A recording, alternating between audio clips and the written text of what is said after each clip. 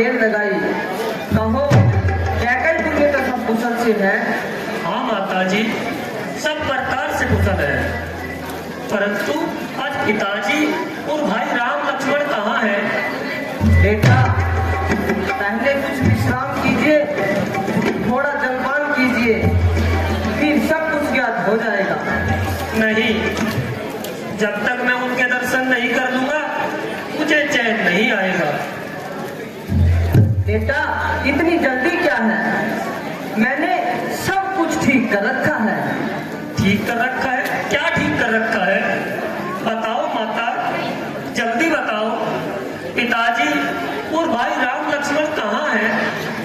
बेटा मंथरा दासी ने मुझे बड़े अच्छे अवसर पर सावधान किया, नहीं तो सारा कार्य बिगड़ जाता और फिर हाथ मरने के अतिरिक्त कुछ हाथ नहीं आता। आज तुम कैसी रहस्य भरी बातें कर रही हो माता जी? पहले जो कुछ मैं पूछ रहा हूँ उसका उत्तर दो।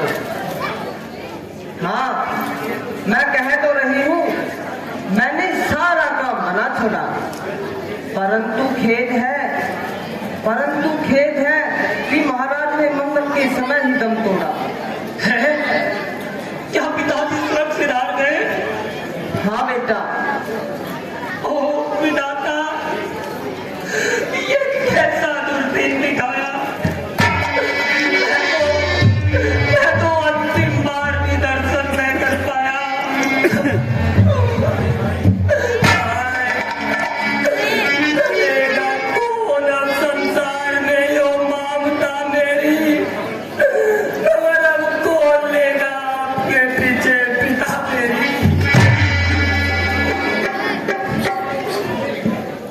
उठो बेटा, मरना जीना तो विधाता के अधिकार में है। परंतु माता जी, पिताजी ने क्या हो गया था? कुछ नहीं, राम के वियोग के कारण कुछ पागल से हो गए थे, बस उन्हीं का नाम लेते लेते परलोक सिधार गए। राम का वियोग? यह क्या? राम कहाँ चले गए थे? राम का वन जाना ही तो उनका मृत्यु का कारण बना बेटा। राम का वन जाना? ये कैसे बातें कर रही हो माता जी? मैं ठीक कह रही हूँ बेटा। एक बार मैंने महाराज से 2 वर पाए थे। जब राजा कौशल का अधिकार छीनकर राम को राज देने लगे तो मैंने मंथरा दासी के कहने से शुभ अवसर जानकर महाराज से 2 वरदान मांग लिए। एक में तुम्हारे लिए राज्य और दूसरे में राम के लिए 14 वर्ष का वनवास। हाय सर्वनाश! क्या राम किसी ने भी उनका साथ नहीं दिया और वो अकेले ही चले गए? नहीं, लक्ष्मण और जानकी ने भी उनके साथ वन में जाने की ठान ली। तीनों के जाते ही महाराज का स्वर्गवास हुआ। माता जी, यह तुमने बड़ा सुंदर काम किया है, धन्य है आपको। यही तो मैं सुनना चाहती थी बेटा। अच्छा,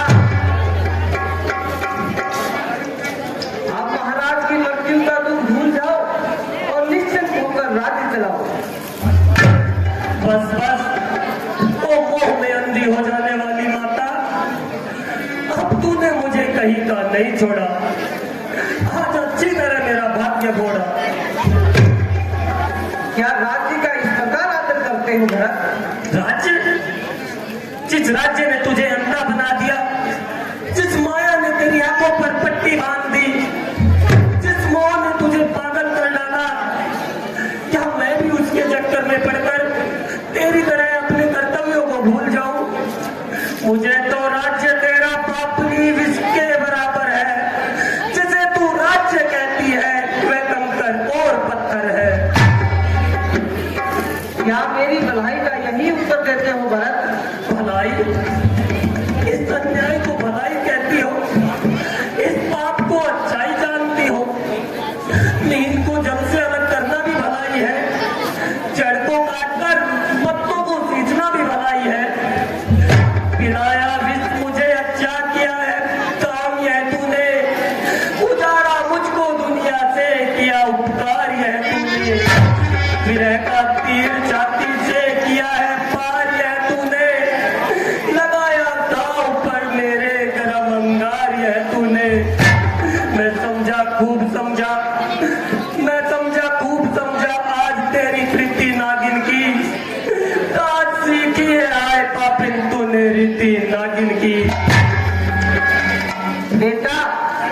क्या कहने लगे? क्या यह भी नहीं समझते कि मैंने तुम्हारे लिए कितनी कठिनता से वरदान प्राप्त किए हैं? वरदान? ऐसे वरदान मांगते तेरी जुबान न गल गई, तेरे मुख में कीड़े न पड़ गए। लगी अग्नि भी ममता की, न चाहती मैं जरा तेरी, यूं ही चलती रही पापिन कपट की वार्ता तेरी। बेटा भरत, तुम तो ज्ञानवान और नीति में सुधार हो, होनी होकर रहती है। विधाता की गति टालने से नहीं टाली जाती। जो कुछ हो चुका है वह कदापि वापस नहीं हो सकता। इसलिए मन में शांति करो और प्रजा हित के लिए कार्य करो। राज्य करूं, राम को वनों में भेजकर राज्य करूं, लक्ष्मण और जानकी को संकट में फंसाकर राज्य करूं। ये तो कौन से मुख से कह रही है? यह तेरी कौन सी आत्मा के भाव है? अभागिन, यदि तुम माता कौशल्या के कलेजे से पूछती, यदि तुझे माता सुमित्रा के कलेजे की तरफ मालूम होती, तो तुझे पता चल जाता कि सब दिल तेरे जैसे नहीं होते। तूने अपनी संतान को धोखा दिया, तूने अपनी सुहाग पर लात मारी, तूने अपनी आत्मा के साथ विश्वासघात किया। याद रख, जब तूने अपना कपड़ा व्यवहार नहीं छोड़ा, तो भरत भी अपनी राम भक्ति कदापि नहीं छोड़ेगा। हो गया होना लिखा था जो हमारे भाग्य में, राम का सेवक चला अब राम के अनुराग में।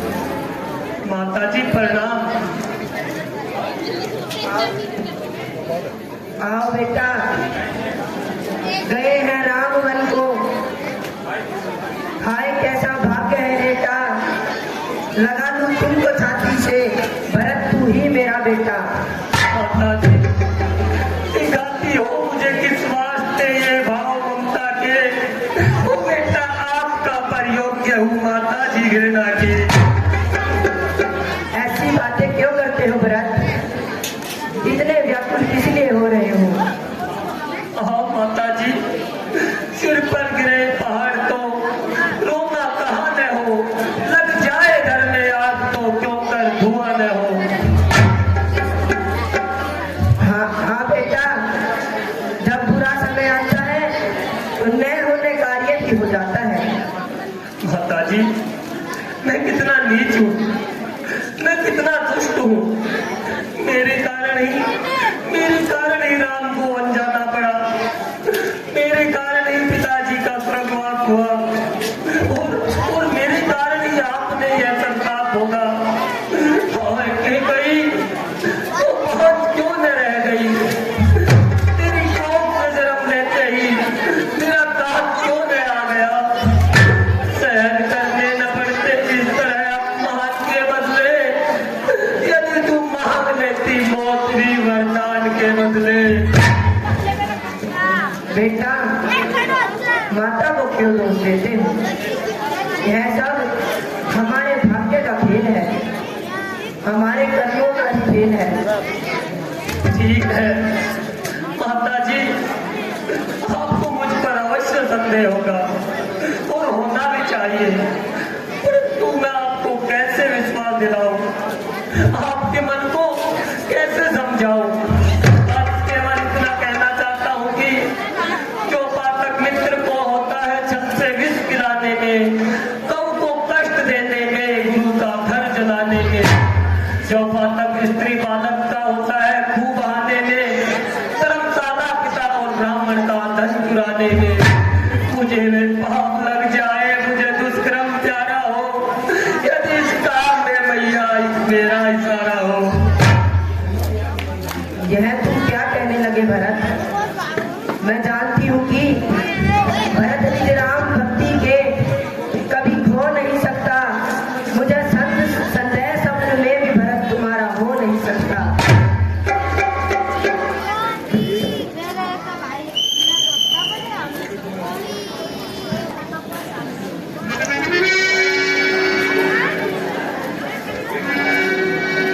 बेटा भरत, राज्य कार्य में बाधा पड़ रही है, दिनों दिन शासन की व्यवस्था बिगड़ रही है। अब इसलिए मन को समझाओ और उत्तम रीति से राज्य गति संभालो। माता जी, ये कैसे हो सकता है? जिस गद्दी पर केवल भ्राता रामचंद्र जी का अधिकार है, मैं उसका अधिकारी कैसे बन सकता हूँ? छोड़कर प्राण से इस देह का जीवन जहाँ होगा, करूंगा राज्य अपना राम का दर्शन जहाँ होगा। भरत, अज्ञानता को छोड़ो और भ्रम में न पड़ो। होनी प्रबल है, परमात्मा का नियम अटल है। जो बीत गया उसे भूल जाओ और आगे जो कुछ करना है उसमें मन लगाओ। देखो, मणि बिन नाग, चंद्र बिन रजनी, बिन दीपक का घर जैसे, कमल बिना जो ताल है सुना, राजा बिना नगर ऐसे। जीवन मरण लाभ और हानि, बेटा भरत, जीवन मरण लाभ और हानि अटल है नियम विधाता का। बजो शोक संताप करो ध्यान जनता का। गुरुदेव, आपका उपदेश बड़ा उत्तम है, किंतु सुगंधी निकल जाने पर पुष्प किस काम का रहता है? प्रकाश न रहने पर दीपक को दीपक कौन कहता है? मैं भूषण जिस तरह कोढ़ी की शोभा को बढ़ाते हैं, मैं जैसे भोग और आनंद रोगी को सुहाते हैं, विराजन नींद को जैसे न किंचित चैन। परंतु यह तो सोचो कि बीज प्रजा को किसका आधार है? उमड़ता ही रहेगा शोक का प्रवाह जनता का, न होगा राज शासन के बिना निर्वाह जनता का। गुरुजी, एक तो मैं केकई का पुत्र, दूसरे राम के वनवास का कारण, और फिर पिता की मृत्यु का कलंकी। इतना कुछ होते हुए भी प्रजा मेरे राज्य में क्या सुख पाएगी? यदि मैं गद्दी पर बैठा तो पृथ्वी रसातल में चली जाएगी। मेरे कारण ही जब सब लोगों ने मेरे राज्य में होगा। किंतु बेटा राम तो वनों से वापस आने वाले नहीं है। हाँ, यदि वे ऐसे होते तो हम लोग बहुत कुछ समझा देते, कूटनीति का मार्ग दिखाकर बना देते। पिता आज्ञा को कैसे तोड़ सकते हैं? मैं हाथ जोड़ूंगा, मैं पैर पकड़ूंगा, मैं विनती करूंगा, मैं चरणों में सिर धरूंगा। क्या उन्हें फिर भी दया नहीं आएगी? वे दयालु हैं क्योंकि देख न पाएंगे मुझे, फिर विश्वास की छाती से लगाएंगे मुझे। परंतु बेटा राम परम दयालु और महाकृपालु होते हुए भी अपने वचनों पर अटल रहने वाले हैं। प्रत्येक दशा में पर्वत के समान अटल रहने वाले हैं। यदि ऐसे न होते राम तो यह दशा होती, न दशरथ का मरण होता, न जनता को व्यथा होती। मुझे विश्वास है उनका नहीं झूठा कथन होगा। एक बार जो मुख से वही अंतिम वचन होगा। आप सत्य कहते हैं गुरुदेव, परंतु जिसके केवल राम ही हो वह उनका वियोग कैसे सहन कर सकता है? जिसका केवल एक ही सहारा हो वह उनके बिना कैसे रह सकता है? नहीं मेरे लिए जग में ठिकाना दूसरा कोई, जो छोड़ू राम चरणों को नहीं है आसरा कोई। तो क्या तुम राम के पास जाए बिना नहीं मानोगे? नहीं, जब तक प्राण है तब तक नहीं। अच्छा, तो चलने की तैयारी करो और सारा उनको छोड़कर राम भक्ति के अधिकारी बनो। आज हमें यह विश्वास हो गया कि तुम राम के परम भक्त हो। बेटा तुम्हारा राम प्रेम संसार में विख्यात रहेगा। संजय विचार बड़ा सुंदर है। संभव है अयोध्या की फिर बात हो जाए। मंत्री जी अब इन बातों को छोड़िए और शीघ्र वन चलने की तैयारी कीजिए। बहुत अच्छा, मैं अभी सारा प्रबंध कर देता हूँ।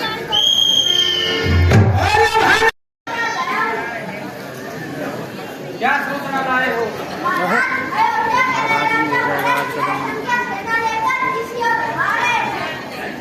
राजा भरत आ रहे हैं। क्या किसी शत्रु पर आक्रमण करने का विचार है?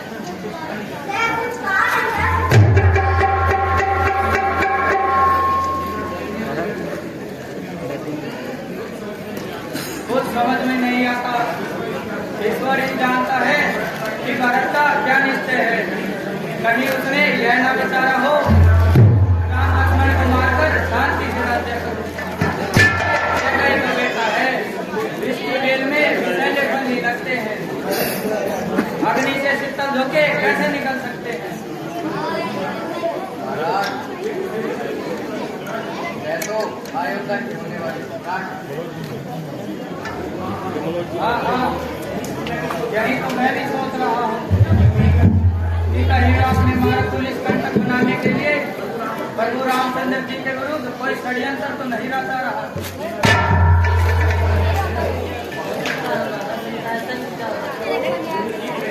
ठीक है, हमें अवश्य सावधान हो जाना चाहिए। वीरो हो जाओ तैयार, वीरो हो जाओ तैयार।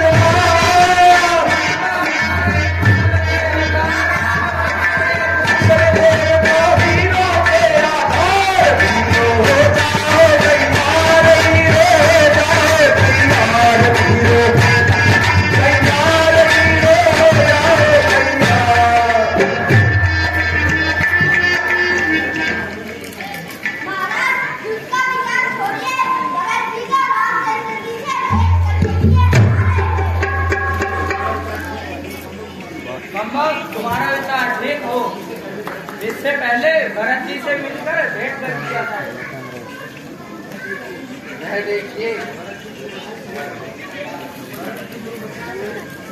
महाराज जी गुरुवर सही इधर की ओर आ रहे हैं।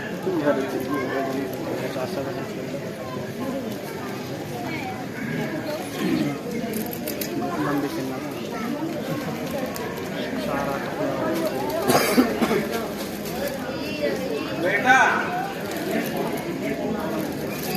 यह दो नामक निषादराज श्रृंगवीरपुर का राजा और राम का प्यारा सखा है। आइए निषादराज जी, आपसे मिलकर बड़ी प्रसन्नता हुई। महाराज मैं कायर कुबूती और कुदाती हूँ, सब प्रकार से पतित समझा जाता हूँ। आपको बड़ा अनुग्रह है जो आपने अपने पवित्र कदमों से इस धरती को पवित्र बनाया। इतनी सेना लेकर किस ओर गमन है? यदि आज्ञा हो तो सेवक भी सेवा के लिए तैयार है। अच्छा तो निषादराज जी, अब हम दोनों के पार होने का प्रबंध करवा दीजिए और संभव हो तो आज ही गंगा पार करवा दीजिए। आज विश्राम कीजिए, प्रातःकाल सब प्रबंध हो जाएगा और ये सेवक भी आपके साथ जाएगा। जैसी तुम्हारी इच्छा।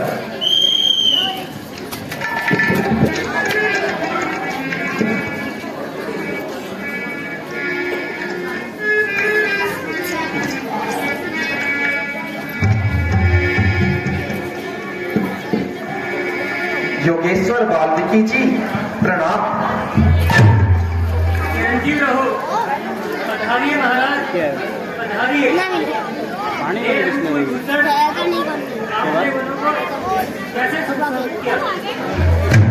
ऋषिराज, किसी समय हमारी माता कैकेयी ने महाराज से 2 वरदान पाए थे। सो ही उन्होंने एक में छोटे भाई भरत के लिए राज्य और दूसरे में मेरे लिए 14 वर्ष का वनवास मांग लिया। और मैंने पिताजी की आज्ञा में अपना कल्याण जानकर सहर्ष स्वीकार किया। ये छोटे भाई लक्ष्मण और धर्म पत्नी सीता जी हमारे साथ आए हैं। हो राम, आप रघुवंश वंश की ध्वजा और वेदों का पालन करने वाले हैं। आपकी माया जानकी और बड़े वेदनाथ शेरनाथ आपका संग कैसे छोड़ सकते हैं? ऋषिराज, अपना कल्याण, पिता की आज्ञा, माता का हित और आपके दर्शन सब मुझे वन गमन से ही तो प्राप्त हुए हैं। फिर मुझसे अधिक भाग्यशाली और कौन हो सकता है? आपका वनवास आज धर्म, काम और मोक्ष चारों को देने वाला है। एक बात, यदि आप ऐसा न करते तो संसार का कल्याण न होता। महाराज, भ्रमण करते करते बहुत समय बीत गया। अब कृपा करके कोई ऐसा स्थान बतला दीजिए जहां मैं जानकी तथा लक्ष्मण सहित विश्राम कर सकूं। महाराज, आप तो श्रव्याती हैं। ऐसा कौन सा स्थान है जहाँ आपका वास न हो? फिर भी यदि आप मुझसे पूछते हैं तो सुनिए। जो आपकी कथा नहीं होते, आप उनके हृदय में वास कीजिए। जो मनुष्य अपने नेत्र रूपी जाकर द्वारा आपके दर्शन रूपी मेघ की अभिलाषा करते हैं, आप उनके हृदय में वास कीजिए। इनकी दिव्या आपके गुणों का प्रदान करते नहीं सकती, आप उनके हृदय में वास कीजिए। देखो तो लक्ष्मण, क्या बात है? माता जी, कुछ दूरी पर बड़ी धूल छा रही है, मानो हटा घीरी चली आ रही है। और यही विधि भारत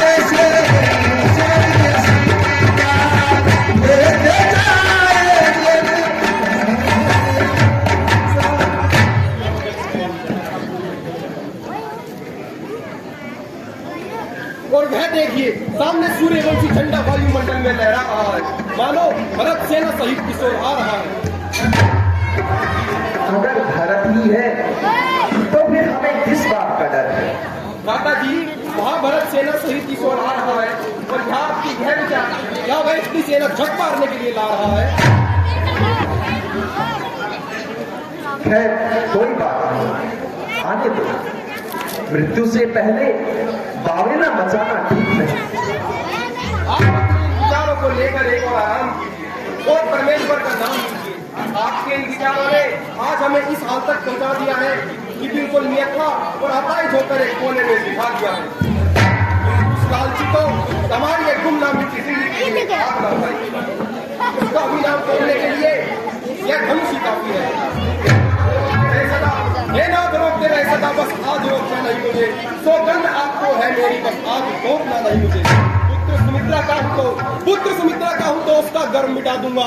श्री राम दुआई पल भर में क्षण भर में इसे सुना दूंगा।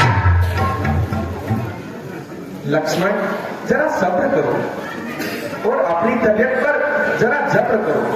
शस्त्र कहीं भागे नहीं जाते, संभाल लेना और खूब अपने दिल के अरमान निकाल लेना। जल्दी करना अच्छा नहीं, आखिर वह अपना भाई है। बस भ्राता जी, भाई भाई कैसा भाई, भाई भाई कैसा भाई, भाई तब था जब निर्मल था, है आस्तीन का सांप जो कभी बुझाओ काबल था। इसलिए हाथ में धनवा है, इसलिए हाथ में धनवा है, धनवा पर बाण चढ़ रहा। शत्रु समझ जाओ रण में लक्ष्मण का क्रोध अब बढ़ रहा। चाहे खंड खंड पृथ्वी हो, चाहे खंड खंड विंध्याचल तिल हो जाए, तूफान समंदर से उठकर अंबर से चाहे टकराए। कर मदद करे, शंकर दिया कर मदद करे तो शंकर की साक्षी है। मैं लड़नों से संहारूंगा जो रघु राय का बैरी। पहले तो भरत फिर गया है, यह नहीं समझ में आता है, यह नहीं समझ में आता है। जैसा तो सुशील भाई हरे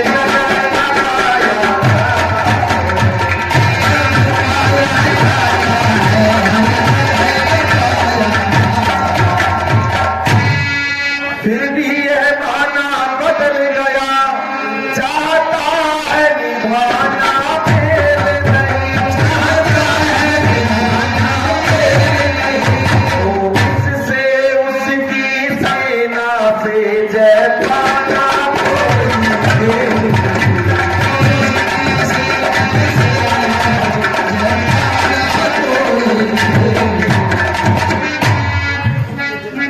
मेरे कोमल हृदय भ्राता, जब तलक भरत था घर में, तब तक हम जमान सकते।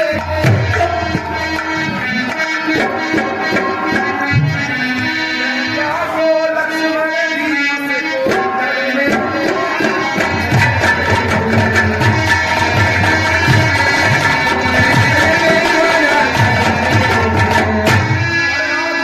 धर्मी है और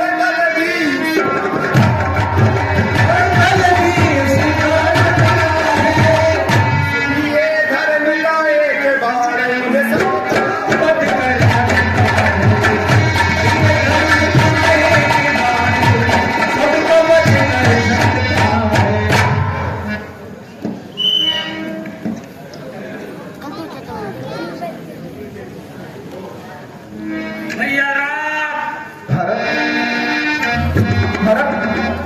भैया राम, भरत भरत भैया राम।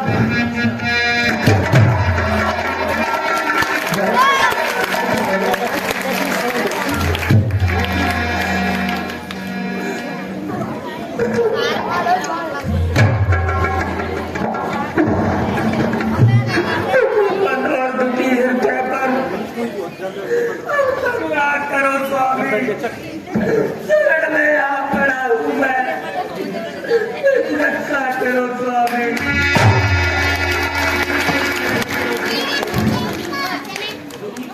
दुखी तरह होते हो, दुखी क्यों इस तरह होते हो, धीरज तो धरो भाई, पड़ा है कष्ट क्या तुम पर, जरा वर्णन करो भाई। बताओ शोक क्या तुमको, भारत किसके सताए हो, बताओ शोक क्या तुमको, भारत किसके सताए हो।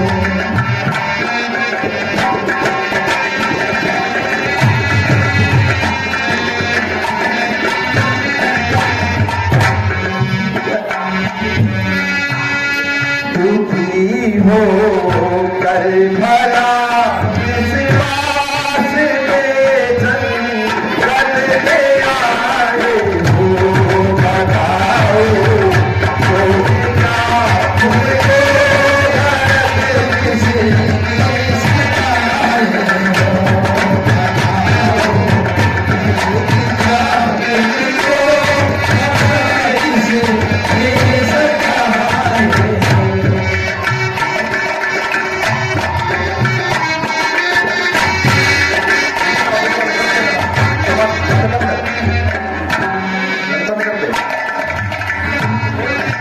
क्या चिंता है,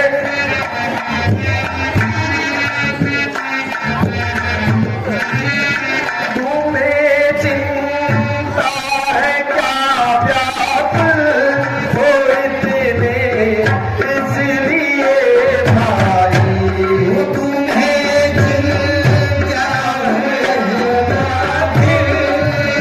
इतने इसलिए लगते हो, सकते हो, लगते हो, सकते हो, दुखी हो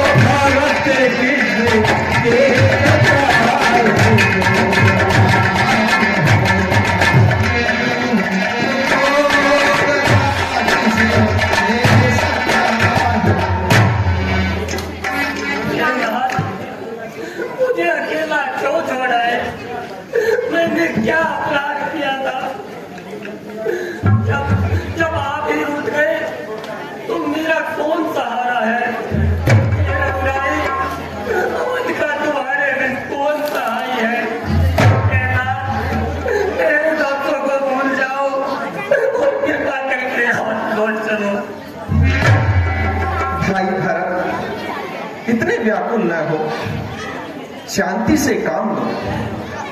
क्या कर्मों की गति ताले टल सकती है। ठीक है प्रभु, किंतु आपके बिना मेरा निर्वाह नहीं है।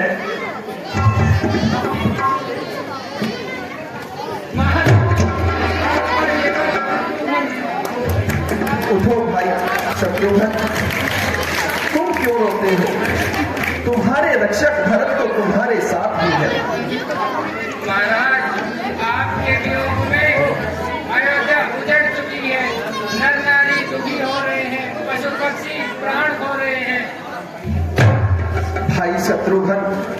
इतने अधीर न हो।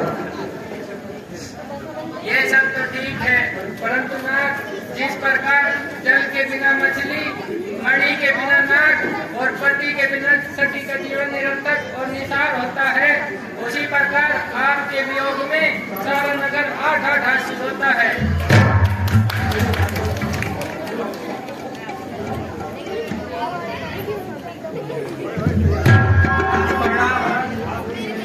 आपके विरह ने सबको दुखी बनाया है, इसलिए दर्शनों के लिए सारा नगर उमड़ आया है। तो क्या नगरवासी भी आए हैं? हाँ प्रभु, प्रजावासी ही नहीं बल्कि माताएं और गुरु वशिष्ठ जी भी पधारे हैं। तो भाग्य, चलो पहले उन्हीं के ही दर्शन कर लेते। लीजिए महाराज, वे सब लोग स्वयं यहाँ पहुँचे हैं।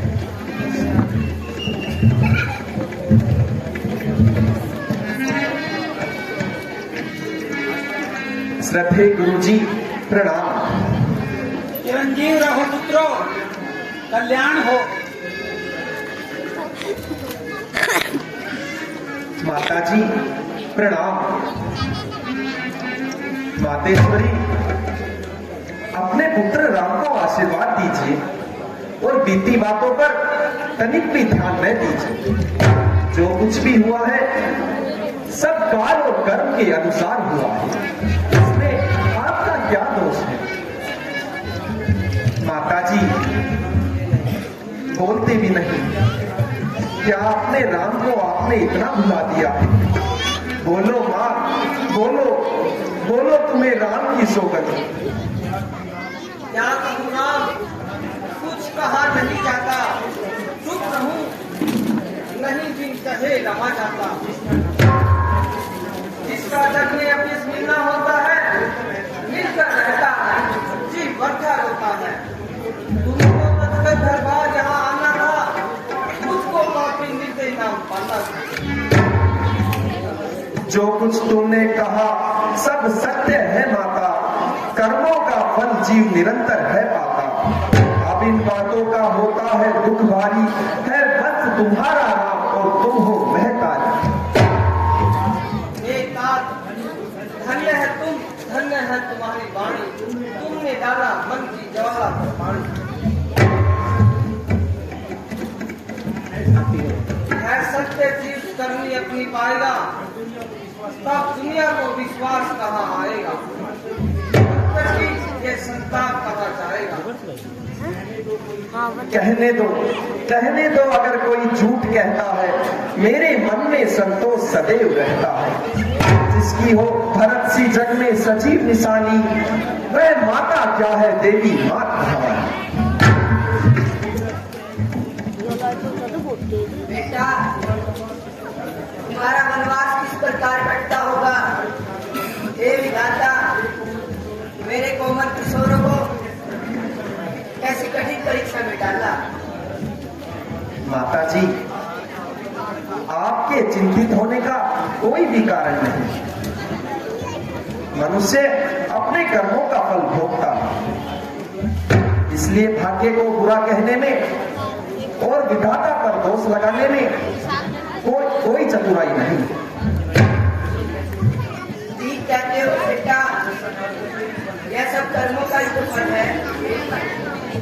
एक और तुम मन को पधारे और दूसरी ओर तुम्हारे पिताजी सर्वोच्च है। क्या पिताजी का स्वर्गवास हो गया? निसंदेह आपको अयोध्या बिल्कुल बेसहारा हो गई। हाय पिताजी, आप भी हमें छोड़कर चले गए। बेटा, शांति करो, विलाप करके मृतक की आत्मा को क्लेश मत पहुंचाओ। गुरुजी, आपका उपदेश बड़ा कल्याणकारी है, इसलिए आप कृपा करके इन सब को लेकर अयोध्या लौट जाइए। बेटा, मैंने भरत को पहले ही बहुत समझाया था, किंतु इनकी राम भक्ति के आगे हमारा कोई वश नहीं चला। प्यारे तात, अब तुम ही विचार कर कोई ऐसा कार्य करो जिससे माताओं को शांति और प्रजा को सुख मिले। सहारे उठ गए सारे, सहारे उठ गए सारे, तुम ही आधार हो इनका। करो अब यत्न वह भाई किस अब उद्धार हो इनका। सुनिए प्रभु, नाथ सदा से आपने किया मेरा उपकार। आप उनके हृदय में वास कीजिए।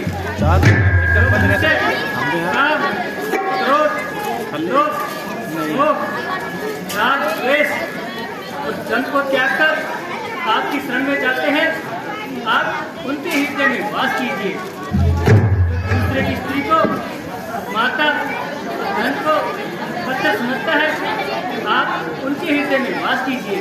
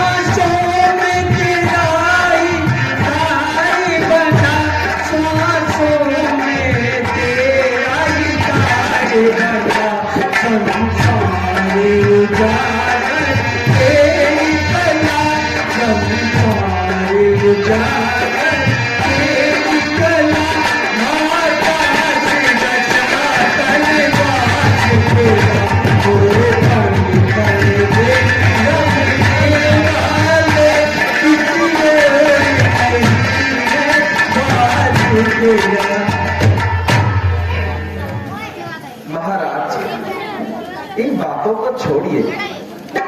केवल सांसारिक दृष्टि में कोई रहने का ठिकाना बताइए।